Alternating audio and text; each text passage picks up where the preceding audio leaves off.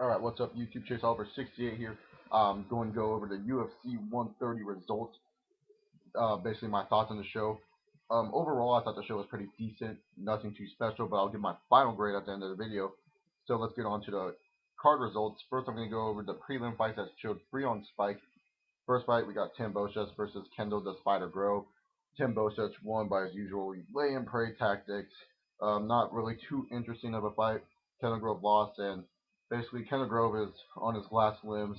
He had a chance to be a prospect here in the UFC, but it turns out that he might not become a prospect anymore, and Dana White might cut his damn ass so he can pay other fighters more money, if you know what I mean. So Kendall Grove might be gone. Tim Boschus probably will still maintain his, Spike TV deal type of thing or prelim type of thing. He won't be on the main card anytime soon. So yeah, moving on to that. The next fight we got Mighty Mouse Demetrius Johnson versus Miguel Haniel Torres, and Miguel Haniel Torres, ever since that loss to not Jose Aldo, Joseph Benavidez, he hasn't been the same. He started training with GSP's camp, started taking the safe approach. Miguel, your safe approaches do not help you in this fight. Demetrius Johnson pushed the action in this fight. Mighty Mouse basically got the win. Thank God he sent the former WC bantamweight champion packing basically and ruined Dana White's boner dream fight of Faber versus Torres. There's only bullshit ways that Torres will probably get that spot, but highly doubt it. But Demetrius Johnson moving up, you know, with the bantamweight division being very, very little in the UFC, I can see him probably being next in line for the title since Miguel Angel Torres would have been definitely next in line. Faber would have, if Faber beats Cruz at 132, but since that's no longer the factor, who knows what's up in the air for Demetrius Johnson. Next, so now we go on to the main card. Brian Stann defeats Jorge Santiago. Jorge didn't really look that good, despite Brian Stann basically controlled it for the whole first round. Then the second round, Brian Stann basically outclassed Jorge, knocked him out and bam, one big punch to the head. Jorge was down. Brian Stann finished TKO. Win by Brian Stann. Very good win by him. It makes sense why he was on the Memorial Day card. I mean, he is a former U.S. fighter for our country, so I respect Brian Stann for that. It was great for what he said afterwards. Jorge Santiago, I don't see what's next for him. He's not really on that level where he can fight big name competition, so maybe he will be facing some lower name competition until he gets the groove back in the system. Brian Stann, on the other hand, he's a very good fighter. He's shown that in the Chris Leben fight, and Jorge Santiago, I think it's time, give him some bigger names. People that come into mind is the winner of the Damian Maia Mark Munoz fight, or the loser, whichever one would fit well with Brian Stann, in my opinion. They're both well known people, so you can throw in Brian Stann, or maybe if you guys want to take that big risk and jump him into contender talk, give him Wanderlei Silva if he gets by Chris Leben. That's just my opinion on the whole Brian Stann thing. You could always give him a lesser known fighter just for more sakes of him winning, or maybe a Michael Bisping type guy, to recreate US versus UK. Who knows? But Brian Stann won. And also, fun fact, Brian Stann was actually supposed to fight Wanderlei Silva, but Wanderlei was against that because he didn't want to fight a former American troop on the Memorial Day card, which is pretty cool. I respect Wanderlei for doing that. So yeah, Brian Stann basically wins. Next up, I love Rick Story so much. Thiago Alves basically got defeated by Rick Story. Thiago, I think he won round two in my opinion.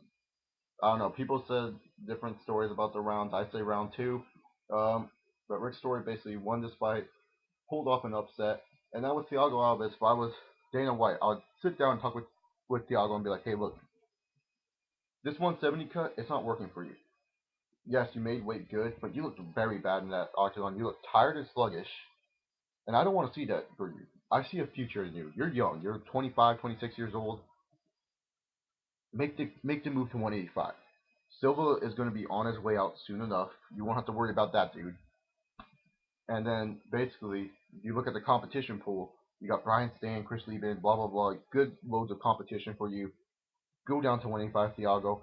If not, I'm gonna cut your sorry ass, and you can try to get into Strikeforce, but I probably won't let Scott Coker let you in, and then maybe you can go down to Bellator, and then maybe once you see my ways, I'll start putting random pictures of you in my video blog, stupid pictures of you actually, maybe pictures of your brain surgery, until you get the point I don't like you. Then we become best friends again. That's how Dana White usually works his, strategies to get fighters, back into to his ways. So that's what I think is next for Thiago. I think he will move up to 25. But with Rick Story, they're building him off pretty well. Give him a fight like a Martin Kampman or Diego Sanchez, someone that you know that he could actually put on a good fight with. More Diego Sanchez gives Diego Sanchez. Really, I don't see him beating Matt Hammil, not Matt Hammil, Matt Hughes in his upcoming fight with him. So who knows? Maybe only time will tell what's next for Rick Story.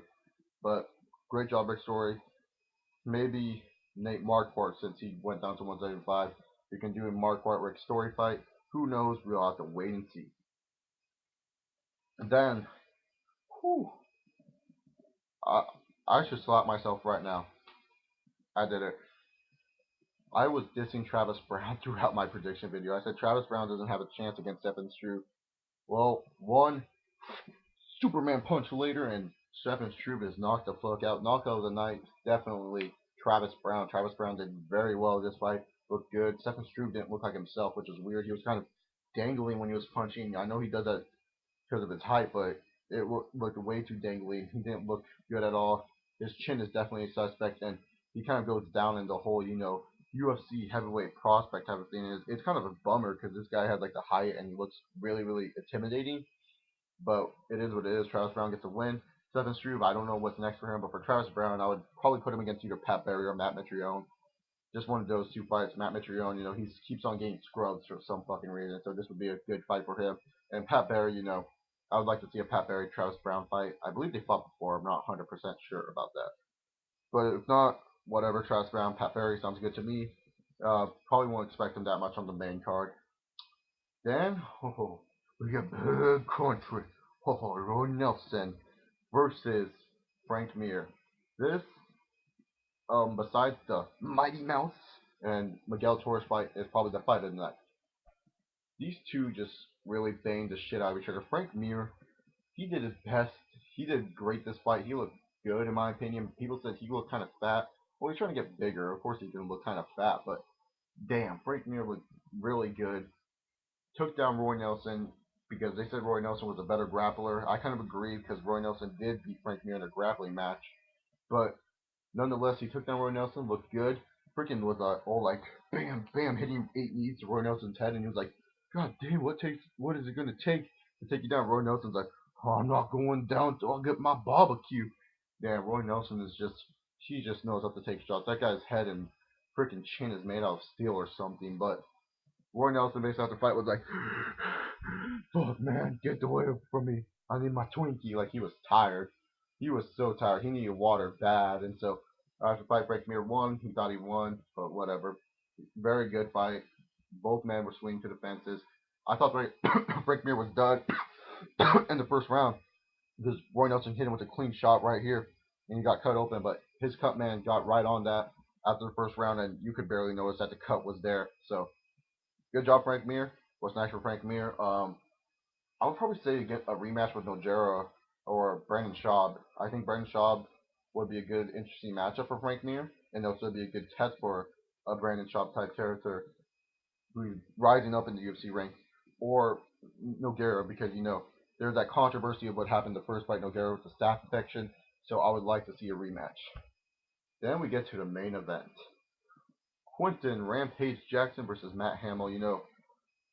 Like I said in my predictions video, if Rampage worked on his wrestling, he was able to stuff the takedowns, he would be able to beat Matt Hammil. He did that. He did not get taken down at all this fight. But the thing is, Dana White was playing, hey Rampage, you can win in a cool fashion that makes me be able to market you so I don't have to show that highlight of you knocking out Chuck Liddell all the time. You can do that. I'll give you a shot at Rashad and maybe a shot at the UFC light heavyweight title, whatever is going to happen. And so then basically Rampage was like, oh yeah, for sure, Dana, for sure. And so he was ready to do it. And this is what Dana wanted. He wanted Rampage to come out there, bam, knocked the shit out of Rampage. The band's going crazy. Rampage going in the middle of the octagon going, woo, doing his howl, and then later on, going, yeah, man, Rampage is back, baby. We'll go for the UFC Lightweight title. Don't come party with me, man.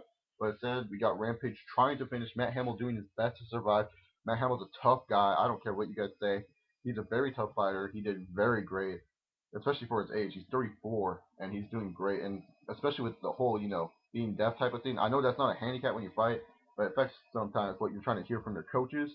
So, you know, of course it's going to affect because he's like kind of deaf. But anyways, back to the point. Matt Hammil was pretty decent in this fight. What's next for Matt Hammil though? I don't know really, to be honest with you, because this was really Matt Hamill's big fight. If he would have upset at Rampage, this would make Dana want to enter the death market more and stuff. But Matt Hamill's already a big market to the death. This would have just made him a huge market for the death. But since he couldn't pull off the win here, it's kind of like what's next for Matt Hamill. He's obviously not going to get cut because he did pretty well against Rampage. He survived, and plus, like I said, market for the death. So they'll throw in a fight for Matt Hamill where he can build up his wins again and maybe get him into a big fight in the near future. Rampage, though, that's a hard one too. They wanted to do this Rashad fight again, but I don't know. After that performance, Dana White's probably overthinking. He has to sit down. I have to watch Eru Huwani, the post-fight press conference and see what Dana White wants to do with Rampage in the future. But the one thing though that I hated that Rampage did, and I hate when all fighters do that, even my favorites, is when they complain about injury. Rampage basically said, I fought with a fractured hand, man, for you guys, and I tried my best to finish. I tried my best, but he admitted that he didn't fight his best fight.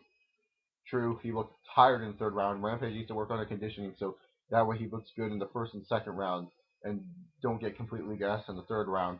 Ever since, he's been more into acting, his heart and soul of fighting is no longer there. And he wanted that knockout so that way he can shove it up Travis Browne's ass and be like, that's right, bitch. Rampage got the knockout of the night. Screw you. Woo! But instead, no howling. We got Rampage versus saying, come to the party, man. Drinks on me. But to be first in line, you gotta have those double D's. You know what I mean. So, seriously, Rampage doing his old Rampage stuff. So, yeah, that's it for UFC 130. Overall, the show, great. If I wanted to add the Spike TV cards, which I will for now on, because technically they're like the warm up. If I added the Spike TV cards, this would get a B. But if I didn't, it would be a B minus. So I'm not gonna add the Spike TV cards. B minus show. You know what the UFC lately has been having these shows where they have a pretty good undercard. The co-main event will be awesome, and then the main event will suck ever since 129. I know that's only one show difference, but still, it's like the main event's supposed to be the fight that everyone wants to see. Now, if this card had that whole, Frankie Edgar Gray Maynard like it was supposed to, this show would have been definitely a lot better. It would have Frankie Edgar and Gray Maynard would have been a better closing than the Rampage Hammil. In fact, I think Frank Miro Nelson would have been a better closing. The fans were very into that fight. So yeah, that's basically my thoughts on UFC 130. If you guys like this review, subscribe up above. Any thoughts about UFC 130 or you want to discuss MMA with me, comment down below. Like or dislike this video based on your views of it. Give me tips how to get better at the MMA reviews. Um, my UFC Ultimate 100 DVD will start tomorrow, hopefully. If I get time to sit down and watch it, if I'm not working on, other projects that I have to do. So thank you all very much for watching this review. Have a good night. Hope you all enjoyed UFC 130. UFC 131 predictions probably will be coming out soon also. So yeah, be on the lookout for that. Remember, subscribe. It's good for you. And thank you all for watching and have a good night.